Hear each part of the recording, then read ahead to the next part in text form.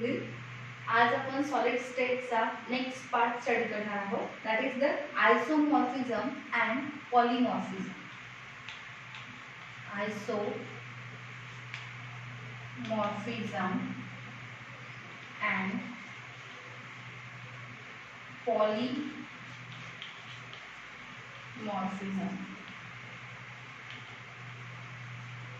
बघा, हे जे दोन टाइप्स आहेत, आयसोमॉर्फिझम आणि पॉलिमॉर्फिझम.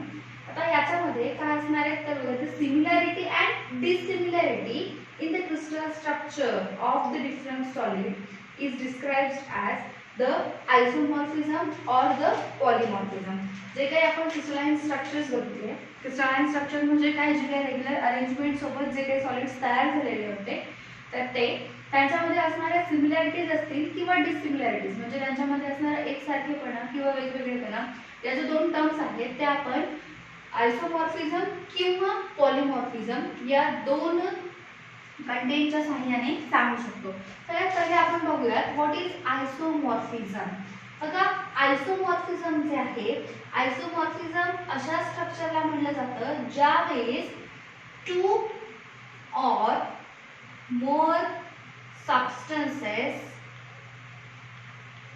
दोन किंवा दोन पेक्षा जास्त जे काही सबस्टन्सेस आहेत त्यांचा जर का सेम क्रिस्टलाइन स्ट्रक्चर असेल तर त्यांना काय म्हणतो आपण, isomorphism. Okay, so what is the isomorphism? Two or more substances having same crystal structure, they are called as आयसोमॉर्फिझम. बघा, ते एकाच क्रिस्टल्सचे असते असं नाहीये, पण त्यांचं काय असणार आहे, जे काही त्यांच्या टाइप्स आहेत किंवा सबस्टन्स आहेत त्यांचे क्रिस्टल्स कसे असतील, सेम टाइपचे, तर त्यांना आपण काय म्हणणार आहोत, आयसोमॉर्फिझम. जे काही आयसोमॉर्फिझम आहे त्यांच्यामध्ये जो सबस्टन्स तयार करण्याचा रेशो आहे तो सेम असणार आहे. फॉर एक्झाम्पल बघा, सोडियम फ्लोराईड आणि त्याचबरोबर हा आहे एक magnesium oxide.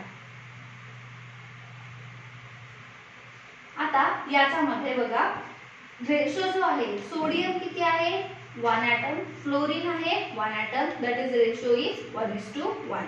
Magnesium again 1 atom and oxygen 1 atom, so ratio is what, 1:1 and 1:1. so these two compounds they are आयसोमॉर्फस. हे जे दोन कंपाउंड्स आहेत हे एकमेकांना कसे झाले, दे आर आयसोमॉर्फस. आयसोमॉर्फस का बरं म्हणणार आपण त्यांना, कारण की त्यांच्याकडे काय आहे, सेम क्रिस्टलाइन स्ट्रक्चर किंवा the ratio of their chemical substances or chemical composition is same, that is 1:1 and 1:1. म्हणून त्याला आपण काय म्हणतोय, they are the isomorphous. किंवा सेकंड एक्झाम्पल जर का तुम्हाला बघायचं असेल तर for example sodium nitrate and calcium carbonate. आता या ठिकाणी बघा, सोडियमचे किती ॲटम आहे, Na1. त्याच्यानंतर नायट्रोजन किती आहे, 1. ऑक्सिजन 3, म्हणजे रेशो काय झाला, 1:1:3. ओके, आणि तेच जर का आपण कॅल्शियम कार्बोनेट मध्ये बघितलं तर परत कॅल्शियमचा ॲटम 1, कार्बनचा ॲटम 1, ऑक्सिजनचा ॲटम 3, म्हणजे again ratio is same, that is 1:1:3. and hence the sodium nitrate and calcium carbonate also they are isomorphous. Okay, the next is what is the polymorphism. What is the polymorphism? See, आता polymorphism मध्ये काय असणार आहे, a single substance that exists in 2 or more forms in the crystalline structure. बघा, इथे substances कसे होते, वेगवेगळे, पण पॉलिमॉर्फिझम मध्ये काय असणार आहे, सिंगल सबस्टन्स. पॉलिमॉर्फिझम मध्ये काय असणार आहे, single substance which exist in 2 or more forms. बघा, पॉलिमॉर्फिझम म्हणजेच आपले ॲलोट्रॉप्स. ॲलोट्रॉप्स ते पण कसे असतात, एकाच सबस्टन्सेसचे असतात, पण ते 2 किंवा 2 पेक्षा जास्त फॉर्म्स मध्ये आपल्याला बघायला मिळतात, म्हणून आपण त्यांना काय म्हणतो,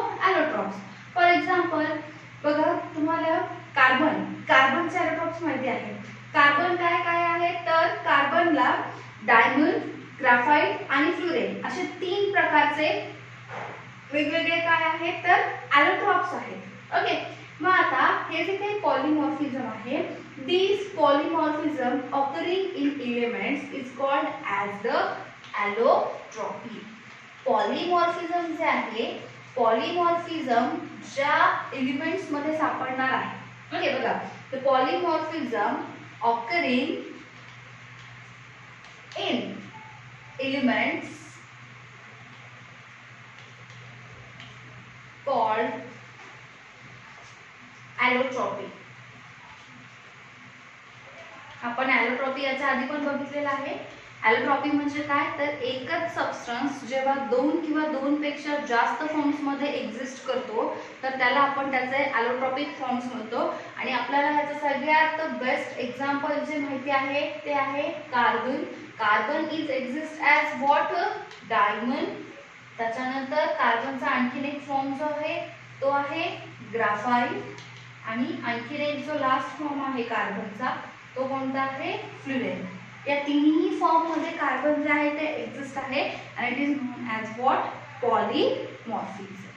okay, now the next part of the chapter that is the classification of crystalline solids. Okay, next part जो आहे, नेक्स्ट पार्ट आहे आपला चॅप्टरचा classification of crystalline solids.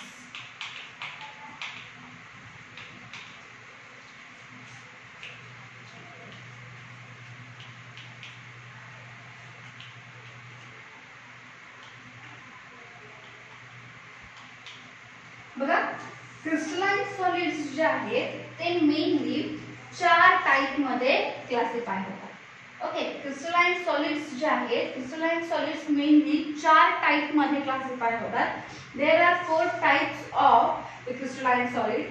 First one is ionic crystals, then second one is covalent crystal. फर्स्ट जो type आहे तो कोणता आहे त्याचा आयोनिक क्रिस्टल्स. त्याच्यानंतर सेकंड जो टाइप आहे, सेकंड आहे कोवॅलेंट क्रिस्टल्स और it is also known as covalent network crystals. Third जो टाइप आहे तो आहे मॉलिक्युलर क्रिस्टल्स.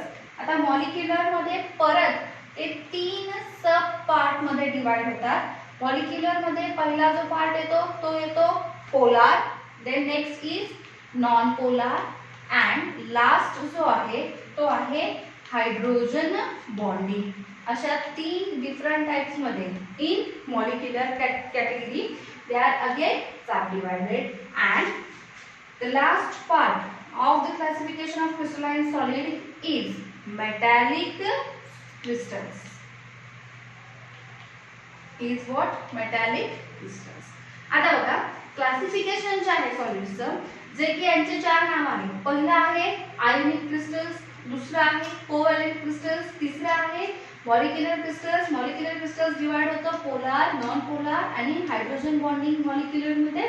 त्याच्यानंतर आहे metallic crystals. Their name itself suggests the properties of these crystalline solids. बघा, फर्स्ट वन जे आहे ते आहे आयोनिक क्रिस्टल्स. आयोनिक, आयोनिक म्हणजे काय, जे काही क्रिस्टल्स आहे जे कशाचं बनलेलं असणार आहे आयन्सचं.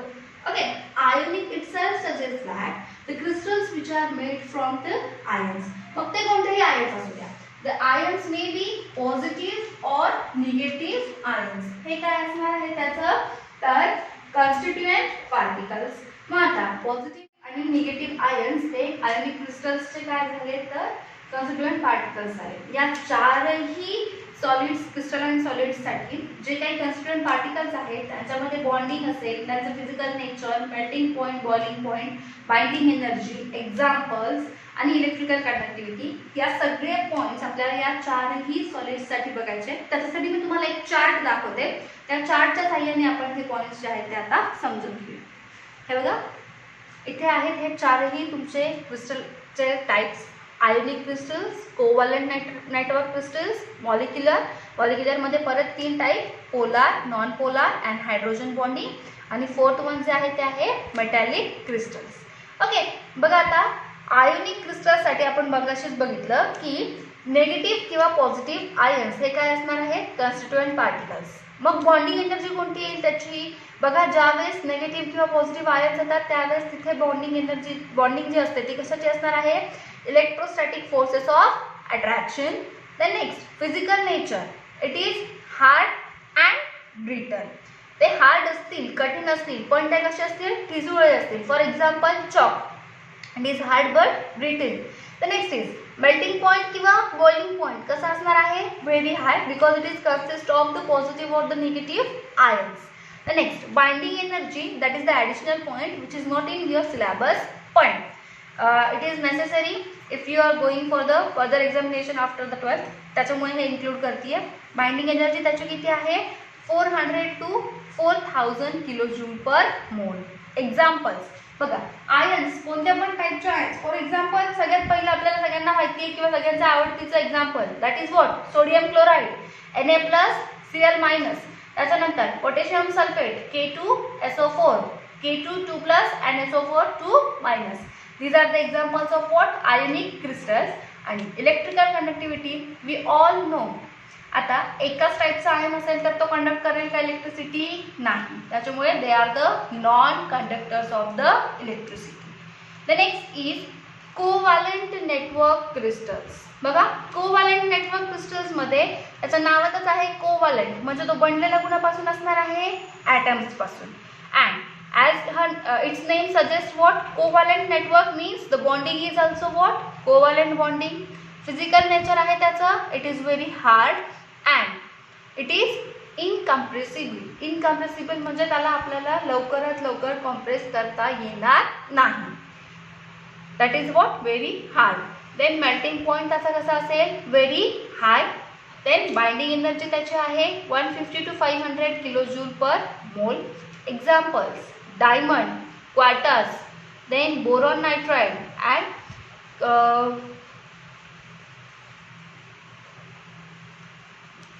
boron nitride. These are the examples of the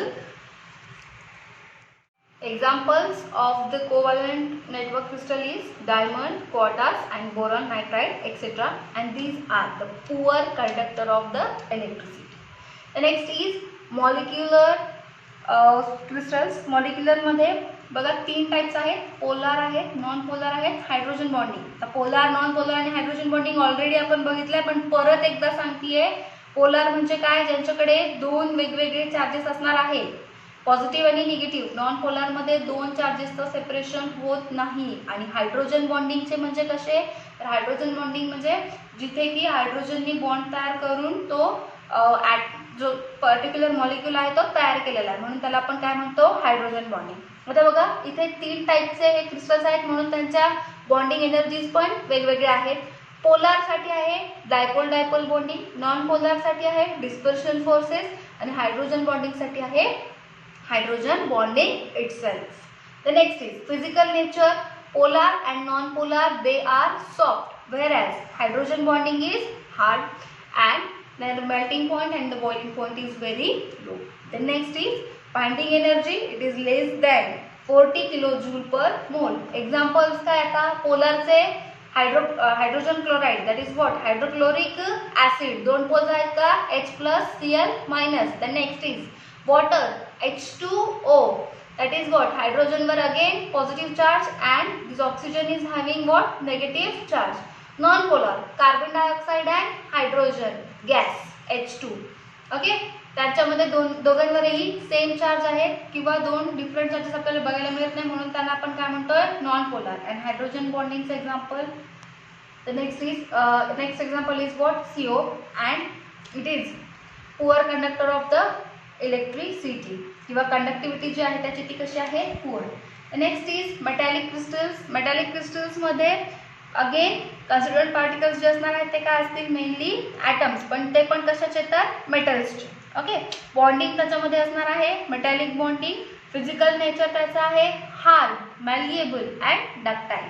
मॅलिएबल म्हणजे काय, तर they can converted into thin sheets आणि डक्टाईल म्हणजे काय, they can converted into the wires. Next is melting point and boiling point is hi.